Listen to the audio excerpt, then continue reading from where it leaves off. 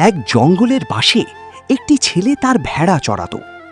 একদিন সে মজা করার জন্য হঠাৎ চিৎকার করে উঠল, বাঘ এসেছে, বাঘ এসেছে, বাঁচাও! গ্রামের লোকজন লাঠি সোঁটা নিয়ে দৌড়ে এলো, কিন্তু এসে দেখে কোথাও কোনো বাঘ নেই। ছেলেটি সবাইকে দেখে হাসতে লাগলো। কয়েকদিন পর সে আবার একই কাজ করল।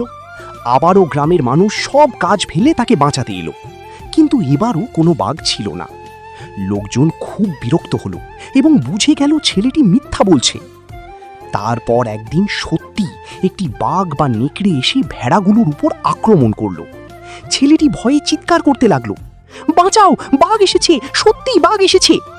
কিন্তু এবার গ্রামের কেউ তার কথাই বিশ্বাস করল না।